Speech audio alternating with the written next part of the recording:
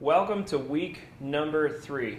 I'm really excited about what we're seeing on the floor, seeing these kids learn not only the skill of basketball, but also sportsmanship. I'm seeing some great sportsmanship, kids helping out each other, encouraging one another, and then we're also seeing skill really be developed. You guys are doing a great job. I want to take you through week number 3 in your huddle of really being able to open the Bible in front of these kids and be able to share with them what God has to say about certain things. And we're in the virtue of self-control this week. And I want to remind you that self-control is not something that we work up to. Like, I just need to try harder and I have more self-control. It's actually one of the fruits of the Spirit. If we look at Galatians chapter 5, verses 22 and 23, the very last thing that God says, when my Spirit comes inside of you and becomes part of who you are, things start to develop in who you are. And for our kids to be able to say, when God is the central part of your life, certain things start to develop in you. Self-control is one of those things. It's not something I'm just born with or I have to work harder to get. It's something that God brings to us.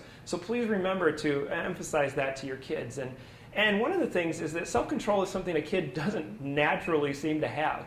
If you would have seen me as a child, I was the child with the least amount of self-control you would ever see. I was very impulse-driven, I had a lot of energy, a lot of ideas, not all of them were helpful, and I had a lot of ability to use words, overwhelmingly so. And I would used to get my report card and it would come home and says, talks too much. That was the box that got checked. And in 3rd grade, my mom and I sat down and she said, Brody, you're going to use your words for the rest of your life, but you need to control them now. And so we prayed about it. And we said, God, could you help Brody control his words?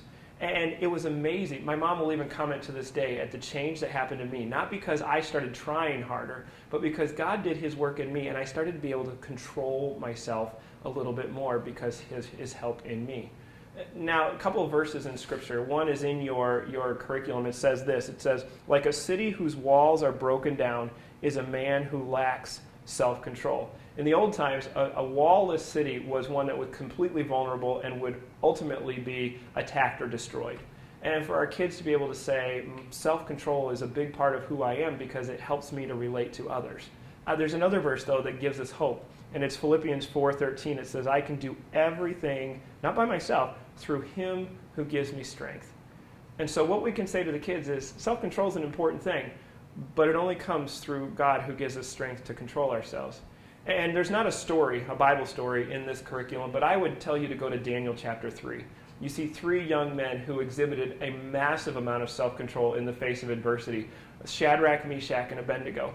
The king, Nebuchadnezzar, at that point in time, had built this huge statue unto himself.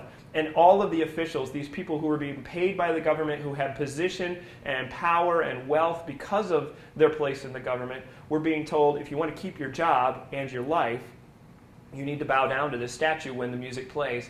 And they chose to stand. Not just once, but twice. And then they stood in front of the king and said, we're not going to bow.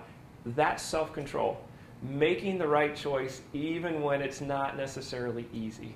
And so kids have choices, just like Shadrach, Meshach, and Abednego. They may not be life or death choices to us, but it feels like it to them.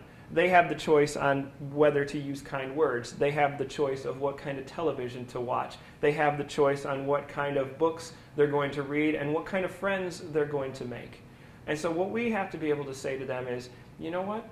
In your actions, in your words, in your relationships, self-control is important. It's not something we have on our own. It's something that God brings to us.